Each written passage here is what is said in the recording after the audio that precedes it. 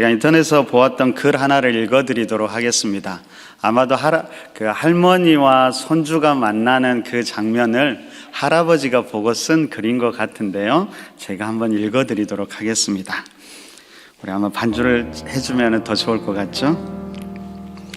가을 햇살이 창가에 부드럽게 내리쬐는 어느 날, 태호가 있는 집을 향해 발걸음을 옮기던 아내는 작은 설렘을 품고 있었다. 오래된 나무들 사이로 비치는 빛이 그녀의 마음을 쓰다듬듯이 태호를 만나러 가는 길은 언제나 특별한 기대를 불러일으켰다. 태호는 이제 두 돌이 막 지나 세상의 모든 것이 신기하고 놀라운 눈빛으로 가득 차 있는 아이다. 그 작은 아이가 할머니가 온다는 말을 듣고선 현관문 앞에서 서성였다라는 이야기를 듣는 순간 아내의 가슴은 어느새 따뜻한 물결에 휩싸였다. 기다림을 아는 그 순수한 마음, 마치 맑은 아침 이슬처럼 투명하고 깨끗한 그 마음이 할머니를 향해 열려 있었던 것이다. 아내가 문을 열고 들어서자 태호는 작은 몸으로 세상을 다 품을 듯 활짝 팔을 벌리고 반갑게 맞이했다. 그의 눈에는 따뜻한 빛이 가득하고 그 작은 손은 햇살처럼 부드럽고 따스했다. 할머니를 향한 기다림은 긴 시간 속에서 더욱 깊어진다. 아이의 마음은 마치 고요한 강물처럼 잔잔히 흘러가다가 할머니가 나타나면 햇살을 맞은 잠 물결처럼 환하게 빛난다. 태호의 마음은 어린 나무가 처음 싹을 틔우듯 세상을 향해 기꺼이 열린다. 그리고 그 마음 속엔 사랑과 기다림이 꽃피고 있다. 할머니는 그런 태호를 바라보며 그 마음을 받아들이는 것에 얼마나 큰 축복인지 깨닫는다. 나이 들어가는 시간 속에서도 태호의 순수한 사랑은 세상의 복잡함을 잊게 해주는 힘이 된다. 아이의 따뜻한 마음은 마치 봄날의 따스한 바람처럼 아내의 마음을 다정하게 감싸 안았다. 이렇게 태호와 할머니의 시간은 세상의 속도와는 다르게 천천히 그리고 깊이 흘러간다. 두 사람의 만남은 단순한 일상이 아니라 그 안에 스며든 따스함과 기다림이 서로의 마음을 채우는 아름다운 순간이 된다. 할머니, 할아버지가 이런 감정을 혹시 느껴보셨습니까? 참 아름다운 이야기라고 생각이 되어집니다. 여러분, 우리의 시간, 우리의 인생에 대한 성경의 관점은 어떤 것일까요? 여러분, 그것은 성경이 바라보는 우리의 인생은 기다림의 시간입니다. 주님을 만날 기다림의 시간이죠. 여러분, 그래서 인생은 사실은 시간을 흘러보내는 것이 아니라 다가오는 시간을 맞이하는 것입니다. 여러분, 이처럼 인생이 기다림의 시간이라는 것을 가장 잘 보여주는 것이 무엇일까요? 바로 교회력입니다. 여러분, 교회력이라는 것은 교회의 일련의 시간의 흐름을 말하는데요, 단지 일련의 시간뿐만 아니라 그것이 바로 우리 인생 전체로 확대되는 것입니다. 여러분, 그런 교회력이 무엇으로 시작하는지 아세요? 바로 오늘 대림절로 시작합니다. 이 대림절로 교회력이 시작하는데, 그래서 대림절 첫날이 교회력으로는 한 해의 시작, 새해 첫날이 되는 것이지요. 여러분, 그러면 교회력으로 2025년의 첫날은 언제일까요? 맞습니다. 바로 오늘입니다. 바로 오늘이 대림절 첫째 주일이니까요, 교회력으로는 2025년 새해의 첫날이 되는 것입니다. 우리 다시 한번 옆에 분에게 이렇게 인사해 볼까요? 새해에 더욱 강건하시기 바랍니다. 우리가 새해를 맞이한 거예요. 미리 우리 식당에 얘기해서 떡국을 좀 끓여달라고 할 거 그랬어요. 내년에는 이 대림절날 떡국을 먹었으면 좋겠습니다. 여러분, 이 대림이라는 말은 헬라어 파루시아에서 온 말인데요. 원래는 로마 황제가 어떤 곳을 방문할 때 사용하는 말이라고 합니다. 그 뜻은 온다라는 의미를 가지고 있습니다. 그리고 황제가 방문하는 그 도시는 황제를 맞을 준비를 해야 되는 것이죠. 마찬가지로 이 대림절은 이 땅에 오시는 주님을, 왕 되신 주님을 맞을 준비를 하는 4주간의 기간을 대림절이라고 이야기합니다. 여러분, 왜 이 종교력의 시작, 그러니까 한 해의 시작을 이런 대림절로 시작할까요? 그것은 바로 말씀드린 대로 우리 인생이 기다림의 시간이라는 것을 다시금 깨닫게 하기 위함입니다. 여러분, 신학적으로 우리가 살아가는 삶의 시간을 이미와 아직 사이에 있다라고 이야기합니다. 이미 이 땅에 임하신 예수 그리스도, 그리고 그를 통해 이미 시작된 하나님 나라와 다시 오실 주님, 그리고 그분을 통해서 완성될 하나님 나라, 이 둘 사이를 우리는 살아가고 있는 것입니다. 대림절은 이 둘 사이에서 두 가지의 경험을 동시에 하는 것이지요. 한쪽으로는 처음 이 땅에 오셨던 그 주님을 오늘 우리의 삶의 자리에서 다시 경험하는 것이고요. 또 한쪽에서는 그 감격 속에서 마지막 다시 오실 주님을 소망 중에 계속해서 기다리기를 결단하는 시간입니다. 그래서 여러분, 이 대림절의 핵심은 뭐냐면 경험과 기다림입니다. 우리는 계속해서 이 땅에 오신 주님을 경험하면서 또한 그분을 소망 중에 기다리게 되는 것이죠. 바꾸어 말하면 여러분, 우리의 기다림은 그냥 아무것도 안 하고 그냥 있는 그런 기다림이 아니라 그분을 경험하고 그분과 함께 하면서 그분을 기다리는 것입니다. 우리는 이 기다림을 통해 제가 처음에 읽어드린 글처럼 내 생각과 삶의 초점이 온통 그를 향하게 되고 그러면서 내 마음과 삶이 그로 가득 차게 되는 것입니다. 그러는 가운데 점점 더 그 사람을 닮아가게 되고 마침내 만남을 통해서 진정한 하나됨을 이루는 것입니다. 바로 이런 능동적인 기다림을 하는 시간이 바로 대림절입니다. 여러분, 좀 더 구체적으로 이 능동적인 기다림의 시간을 그러면 우리는 어떻게 보내야 할까요? 다시 말하면 어떻게 이 땅에 오시는 주님을 기다려야 할까요? 몇 가지를 제가 이야기 드리겠습니다. 첫 번째, 우리가 기다리는 분이 누구인지를 명확히 알아야 합니다. 여러분, 열심히 기다리는데 누구를 기다리는지도 모르거나 아니면 잘못된 사람을 기다리면 어떨까요? 막상 그 사람이 우리에게 와도 우리는 그 사람을 알아차리지 못하게 될 것입니다. 여러분, 우리가 기다리는 분은 누구일까요? 우리는 누구를 기다려야 할까요? 모르십니까? 예수 그리스도시요. 이것을 좀 더 넓게 보면 삼위일체 하나님이라고 우리는 말할 수 있습니다. 그러면 이 삼위일체 하나님은 어떤 분일까요? 여러분, 이 삼위일체 하나님을 어디에서 가장 잘 설명하고 있는지 아세요? 어디에서 이 삼위일체 하나님을 가장 잘 설명해 주고 있을까요? 당연히 성경이겠지요. 근데 성경에는 여기저기 막 흩어져 있어서 우리가 다 종합하기가 쉽지 않습니다. 그래서 이것을 잘 모아서 요약해 놓은 곳이 있는데 그것이 무엇일까요? 어떤 거요? 어떻게 하셨어요? 그것이 바로 사도신경입니다. 여러분, 사도신경이 생겨나게 된 직접적인 원인은 이단들 때문이었다고 합니다. 초대교회 때 자꾸 이단들이 생겨나는 거예요. 대표적으로 하나님과 관련해서 자기 마음대로 자기가 믿고 싶은 하나님을 정의하기 시작합니다. 그러자 교회가 성경을 통해 고백되어지는 하나님을 명확하게 정리할 필요가 생긴 것이지요. 그래서 교회는 계속된 회의를 통해서 이것을 요약했는데 그것이 바로 사도신경입니다.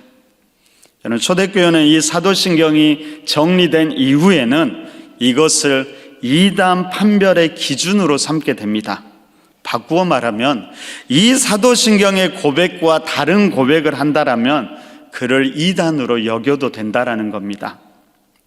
여러분, 최근에 우리 교회는 사도신경을 질문과 답으로 우리가 고백하지요. 왜 이렇게 할까요? 그것은 우리가 고백하는 이가 누구인지 명확하게 다시 한번 생각하고 그냥 아무런 생각 없이 주문처럼 외우지 말고 우리가 질문에 답하면서 누구를 믿는지 다시금 분명히 하기를 바라는 마음 때문입니다. 여러분, 사도신경은 크게 세 부분으로 나누어집니다.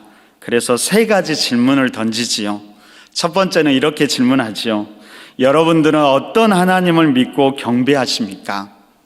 여러분, 사도신경의 첫 부분은 이처럼 성부 하나님과 관련됩니다. 우리는 어떻게 대답할까요? 나는 전능하신 아버지 하나님, 천지의 창조주를 믿습니다. 다시 한번 고백해 볼까요? 자, 시작. 나는 전능하신 아버지 하나님, 천지의 창조주를 믿습니다. 우리가 고백하는 하나님은 전능하신 하나님인데요, 바로 우리 아버지가 되신다고 고백합니다.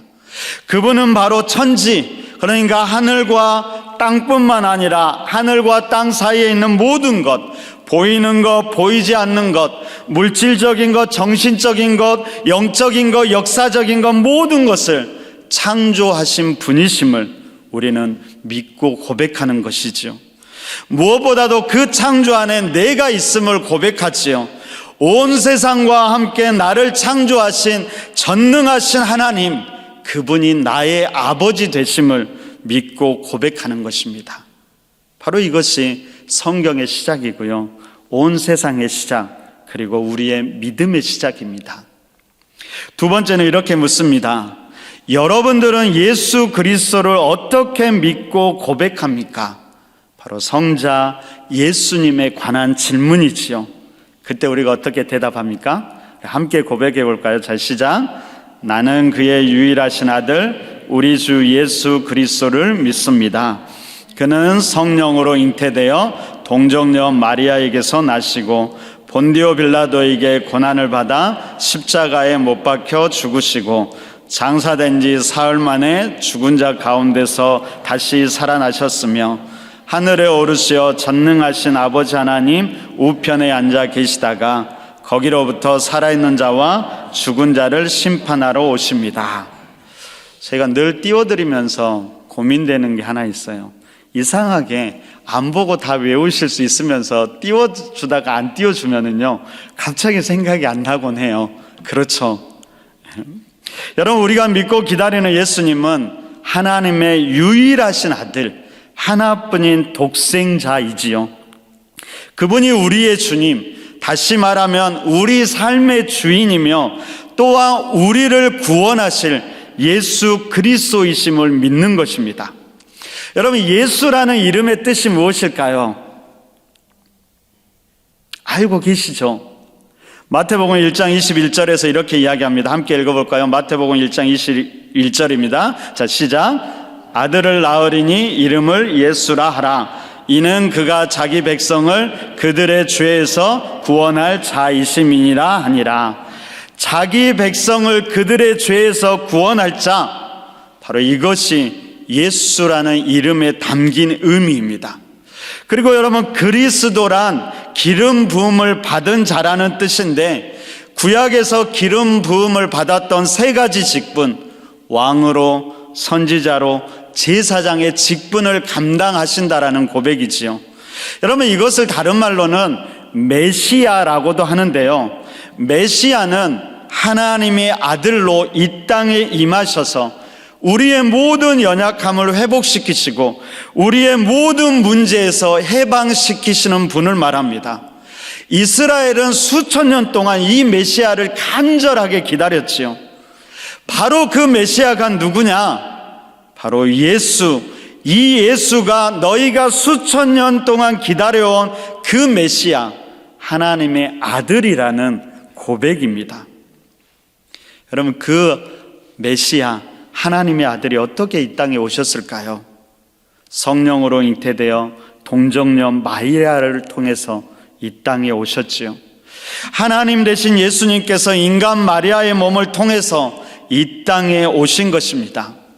여러분, 우리 이 과정에서 예수의 어머니였던 마리아를 너무나 낮출 필요도 없고요, 그렇다고 너무나 높일 필요도 없지요. 중요한 것은 하나님께서 인간의 몸을 통해 인간의 몸으로 오셨다라는 것입니다. 여러분, 왜 이런 과정이 필요했을까요? 그냥 하나님으로 이 땅을 임하셨으면 안 될까요? 바로 우리를 구원하기 위해서였습니다. 인간을 구원하기 위해서는 완전한 인성과 완전한 신성이 동시에 필요했기 때문이지요. 그래서 이런 예수님을 히브리서 4장 15절에서는 이렇게 이야기합니다. 우리에게 있는 대제사장은 우리의 연약함을 동정하지 못하실 이가 아니요 모든 일에 우리와 똑같이 시험을 받으시니로되 죄는 없으시니라. 죄인으로 인간의 육신을 입고 이 땅에 오셨지만 죄가 없으신 하나님이셨다라는 겁니다. 그분은 우리와 똑같이 어린 시절을 보내셨고요, 30살쯤 되었을 때 본격적으로 하나님 나라의 공적 사역의 일을 하셨습니다. 천국 복음을 전파하셨고요, 이 땅에 억눌린 자들을 자유케 하셨지요. 또한 제자들을 부르셔서 그들과 함께 하시면서 하나님 나라를 계속해서 이어가게 하셨습니다. 그러다가 하나님 때가 되었을 때 본디오 빌라도에게 잡혀 고난을 받으시고 십자가에 못 박혀 죽으셨지요. 하지만 이것이 그의 끝이 아니었습니다. 그분은 약속대로 3일 만에 부활하심으로 모든 죄의 권세를 깨뜨리고 그와 함께하는 모든 자들에게도 동일한 권세를 갖게 하셨습니다. 그렇게 부활 후 40여일을 이 땅에 더 계시다가 마지막 감람산에서 제자들에게 마지막 유언과 같이 이렇게 말씀하십니다. 오직 성령이 너희에게 임하시면 너희가 권능을 받고 예루살렘과 온 유대와 사마리아와 땅끝까지 이르러 내 증인이 되리라 하시니라. 바로 이 말씀을 하신 후에 제자들이 보는 가운데 하늘로 승천하셨습니다. 여러분, 지금 그러면 이 예수님이 어디에 계실까요? 어디에 있습니까? 하늘로 승천하셨어요. 어디에 계시겠어요? 하나님 보좌 우편에 계시지요. 아마도 그곳에서 우리를 바라보며 우리를 위해 기도하고 계실 것입니다. 여러분, 그러면 지금 우리는 어떻게 그분과 함께 할 수 있을까요? 예수님은 하늘로 올라가실 때 자신과 똑같은 보혜사 성령님을 이 땅 가운데 보내주셨지요. 그 성령님을 통해 우리는 하늘 보좌에 계신 그분과 함께 하는 것입니다. 더 나아가서 우리는 그 성령님과 함께 예수님께서 이 땅에 하신 일, 우리가 함께 교제하고 예배하고 교육하고 복음을 전하면서 이 땅의 생명들과 이 땅을 회복하는 일을 계속해서 해 나가는 것이지요. 그러면서 하나님 나라의 소망을 꿈꾸게 하는 것입니다. 그래서 마지막 질문은 이 성령님에 대해서 그리고 우리가 가진 마지막 소망에 대해서 이렇게 질문합니다. 여러분은 성령 안에서 어떤 소망을 갖고 계십니까? 우리가 어떻게 대답할까요? 대답해 볼까요? 자, 시작. 나는 성령을 믿으며 거룩한 공교회와 죄를 용서받는 것과 몸의 부활과 영생을 믿습니다. 아멘. 우리는 우리와 함께 하시는 성령님을 믿고 의지하면서 그분 안에서 예수님의 몸된 교회와 성도들이 함께 교제하는 것이지요. 교회와 성도와 성도들이 그분 안에서 교제하며 하나됨을 이루어 가는 것입니다. 여러분, 원래 죄인들이 모이면 어떻게 될까요? 어떤 일이 일어날까요? 피 터지게 싸우게 될 겁니다. 서로 자기 이익만을 채우려 하기 때문이죠. 그런데 우리가 그런 죄인임에도 불구하고 함께 모여 예배하고 함께 모여 서로 사랑하며 섬길 수 있는 이유가 무엇일까요? 그것은 바로 성령님의 임재와 도우심 때문이지요. 바꾸어 말하면 우리가 성령님의 임재 속에서 살아가는 가장 확실한 증거가 무엇이냐면, 우리가 이렇게 모여서 함께 예배드리고 함께 모여서 서로를 섬기고 사랑하는 것, 그것이 바로 성령님의 임재와 역사라는 것입니다. 성령님의 도우심 없이는 이것이 불가능하다라는 사실을 잊지 마시기를 바랍니다. 그럼 우리가 언제까지 우리가 이 일을 감당해야 할까요? 바로 예수님께서 다시 이 땅에 오실 때까지죠. 그분은 분명히 이 땅에 다시 오실 것입니다. 다시 오셔서 이 땅의 모든 것을 심판하실 것입니다. 우리도 그 심판을 맞이하지만 우리가 그럼에도 불구하고 갖는 소망은 무엇일까요? 바로 예수 그리스도를 통해 우리의 죄가 용서받게 되고 그분과 함께 영원한 하나님 나라를 살아간다라는 그 소망입니다. 여러분, 이처럼 사도신경에는 성부 하나님, 성자 예수님, 그리고 성령 하나님, 그리고 우리의 마지막 소망이 잘 정리되어 있습니다. 근데 여러분, 원래 마지막 제일 사도신경 마지막에는 한 구절이 더 있었다라고 합니다. 혹시 무엇인지 아세요? 이렇게 고백했다라고 합니다. 이 신앙 고백을 반대하는 자에게는 저주가 있을지어다. 말씀드렸듯이 원래 사도신경이 이단 분별의 기준으로 사용됐기 때문에 사도신경 끝에 이러한 표현을 두어서 이 신앙 고백을 표준과 기준으로 삼은 것이지요. 여러분, 대림절을 보내면서 계속해서 이 사도신경을 진심으로 고백할 수 있기를 바랍니다. 그러면서 우리가 믿는 하나님이 어떤 분인지 다시 한번 분명하게 우리가 분명히 할 수 있기를 바랍니다. 두 번째로, 우리는 기다리면서 어떤 사람이 되어야 할까를 생각해 보아야 합니다. 우리의 궁극적인 꿈과 비전이 무엇일까요? 에베소서 4장 13절은 우리에게 이렇게 이야기합니다. 우리 함께 한번 읽어볼까요? 자, 함께 읽습니다. 자, 시작. 우리가 다 하나님의 아들을 믿는 것과 아는 일에 하나가 되어 온전한 사람을 이루어 그리스도의 장성한 분량이 충만한 데까지 이르리니, 그리스도의 장성한 분량이 충만한 데까지 자라가는 것, 이것이 목표고요, 우리의 비전입니다. 여러분, 이것이 어떻게 가능할까요? 그것은 끊임없이 우리를 비워가고 하나님으로 채워갈 때 가능할 것입니다. 저는 이것을 한마디로 권리이양이라고 말하고 싶습니다. 우리 마음의 중심의 보좌, 삶의 보좌를 하나님께 끊임없이 내어드리는 것이지요. 그리고 우리의 마음과 삶이 그분으로 가득 차게 하는 것입니다. 바로 그때 우리는 이 땅에서 예수님과 함께 예수님을 나타내는 사람으로 살아가게 되고, 바로 우리를 통해서 예수님이 이 땅 가운데 드러나게 될 것입니다. 한번 저를 따라서 이렇게 고백해 볼까요? 나를 통해 예수님이 이 땅에 드러나게 하옵소서. 그랬으면 좋겠습니다. 여러분, 이를 위해서 특별히 우리가 힘써야 될 것이 두 부분이 있는데, 하나는 인격적인 면이고요, 하나는 사역과 관련되는 겁니다. 여러분, 인격적인 면에서는 두 가지 말씀을 여러분들이 꼭 기억했으면 좋겠습니다.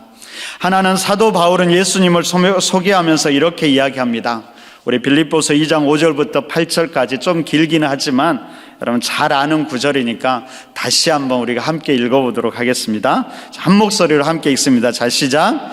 너희 안에 이 마음을 품으라. 곧 그리스도 예수의 마음이니 그는 근본 하나님의 본체시나 하나님과 동등됨을 취할 것으로 여기지 아니하시고 오히려 자기를 비워 종의 형체를 가지사 사람들과 같이 되셨고 사람의 모양으로 나타나사 자기를 낮추시고 죽기까지 복종하셨으니 곧 십자가에 죽으심이라. 여러분, 예수님의 마음은 자꾸 채우려는 것이 아니라 오히려 자기를 비우고 낮추시고 죽기까지 복종하신 것이지요. 이 겸손함과 순종이 이 땅에 평화를 만들고 생명의 구원을 가져온 것입니다. 그 예수님의 겸손과 순종이 우리의 마음과 삶, 그리고 우리의 인격을 통해서도 드러날 수 있기를 바랍니다. 더 겸손하십시오. 더 순종하십시오. 한 가지만 더 말씀드리면, 사도 바울은 사랑하는 영적 아들 디모데에게 자신의 온 삶을 담아 이렇게 권면합니다. 오직 너 하나님의 사람아, 이것들을 피하고 의와 경건과 믿음과 사랑과 인내와 온유를 따르며 믿음의 선한 싸움을 싸우라. 영생을 취하라. 이를 위하여 내가 부르심을 받았고 많은 증인 앞에서 선한 증언을 하였도다. 하나님의 사람들의 마음과 삶 속에는 의와 경건과 믿음과 사랑, 인내, 온유, 이런 것들이 넘쳐나야 하는 것이죠. 이것이 그냥 될까요? 아닙니다. 힘써 믿음의 싸움을 싸워가야 합니다. 믿음의 선한 싸움을 싸워가시기 바랍니다. 그럼 우리가 구체적으로 행해야 될 사역은 어떤 사역이 있을까요? 그것은 바로 예수님이 이 땅 가운데 계실 때 했던 그 일을 우리도 똑같이 하는 것이지요. 예수님은 이 땅에서 공생애를 시작하면서 이렇게 선포합니다. 누가복음 4장 18절과 19절 한 번 더 함께 읽어보겠습니다. 함께 읽습니다. 자, 시작. 주의 성령이 내게 임하셨으니 이는 가난한 자에게 복음을 전하게 하시려고 내게 기름을 부으시고 나를 보내사 포로된 자에게 자유를, 눈먼 자에게 다시 보게 함을 전파하며 눌린 자를 자유롭게 하고 주의 은혜의 해를 전파하게 하려 하심이라 하였더라. 여러분, 우리가 해야 하는 일은 성령님과 함께 가난한 자들에게 복음을 전하는 것이지요. 가난한 자는 물질적인 가난한 자를 분명히 포함하지만 그들만을 말하는 것은 아닙니다. 영적으로 정적으로 피폐한 사람들, 이 땅에서 소외받고 버림받은 사람들이지요. 그들에게 복된 소식을 전해 주어야 하는 것입니다. 더 나아가서 포로된 자들에게 자유를, 눈먼 자에게 다시 보게 함을, 눌린 자들에게 자유를 자유롭게 해 주어야 하고, 그러면서 그들에게 주님의 은혜의 해, 복음을 선포하고 전파해야 하는 것이지요. 어쩌면 우리 길가의 교회는 이런 소망을 길가의 교회라는 이름에 담았다라고 믿습니다. 여러분, 길가의 교회에서 우리가 고백하는 이 길은 예수 그리스도를 말하지요. 우리는 항상 주님 곁에서 주님을 바라보며 주님을 닮아가기를 힘쓸 것을 다짐하는 것입니다. 또한 이 길은 이웃과 함께하는 삶의 현장을 이야기합니다. 그들 곁에서 그리스도의 향기로 함께 울고 함께 웃는 그런 교회와 성도가 되길 소망한 것이죠. 또한 이 길은 목적지를 향합니다. 우리는 길을 묻는 이들을 위해서 길가에 서 있는 친절한 안내 표지판이 되길 원합니다. 마지막으로 이 길은 이루어가는 과정이지요. 우리는 길가를 따라 역동적으로 주님의 위대한 역사에 동참할 것을 다짐하면서 우리 교회 이름을 길가의 교회로 지었던 것입니다. 이런 소망을 길가의 교회라는 이름에 담고 우리는 그런 길가의 교회를 다니고 있는 것이지요. 바로 이 이름이 우리에게 자랑이 되었으면 좋겠습니다. 따라해 볼까요? 다시 한번. 나는 길가의 교회 성도입니다. 나는 길가의 교회 성도답게 살아가겠습니다. 그랬으면 좋겠습니다. 우리는 예수님을 기다리는 사람들입니다. 우리는 예수님을 닮아가는 사람들입니다. 우리는 예수님과 함께하는 사람들입니다. 우리는 예수님의 생명을 전하는 사람들입니다. 그런 길가의 교회와 길가의 교회 모든 성도님들이 되시기를 간절히 바랍니다. 여러분, 이것이 어떻게 가능할까요? 단지 우리의 노력만으로 되는 것은 아닙니다. 오히려 진실한 기다림이 우리를 그런 사람이 되게 할 것입니다. 그냥 기다리는 것이 아니라 내 생각과 내 삶의 초점이 온통 그분을 향하며 기다릴 때 우리 마음과 삶이 그분으로 가득 차고 어느새 우리도 모르는 사이에 그분을 닮아 있을 것이라고 저는 그렇게 믿습니다. 이런 능동적인 기다림을 하며 그런 은혜를 누리는 귀한 대림절의 기간이 되시기를 간절히 바랍니다. 자, 오늘은 우리 설교 후에 찬양 대신 공동 기도문으로 함께 기도 드리도록 하겠습니다. 제가 인터넷에서 기브너스라는 찬양팀이 있는데요, 2년 전에 대림절 찬양 예배 드릴 때 드렸던 기다림의 기도가 있는데 이 기도가 너무나 마음에 들더라고요. 그래서 오늘은 이 고백으로 그리고 이 기도를 함께 하나님께 올려드리면서 이 기다림의 시간인 대림절을 더 나아가서 우리의 평생의 삶을 아름답게 살아가기를 결단하는 귀한 시간이 되었으면 좋겠습니다. 우리 함께 앞에를 보고 함께 한 목소리로 기도하도록 하겠습니다. 함께 기도합니다. 모든 존재의 창조주 하나님, 주께서 지으신 나무를 바라봅니다. 저 나무는 당신의 오심을 기다리기라도 하는 듯 늘 같은 자리에 서 있습니다. 어느 날엔 아름답게 초록을 움트다가 어느새 꽃을 피우고 열매 맺으며 그렇게 그곳에 서 있습니다. 어느 날엔 색깔을 덧입기도 하고 또 언젠가는 자신에게 주어진 것들을 땅의 깊은 골짜기로 내려놓으며 그렇게 그곳에 서 있습니다. 나무는 그렇게 온몸으로 당신의 오심을 기다리는 듯 합니다. 모든 존재의 구원자 예수님, 우리도 저 나무처럼 당신을 기다리게 하옵소서. 이미 오셨으나 다시 오실 나의 주님을 성실히 기다리게 하옵소서.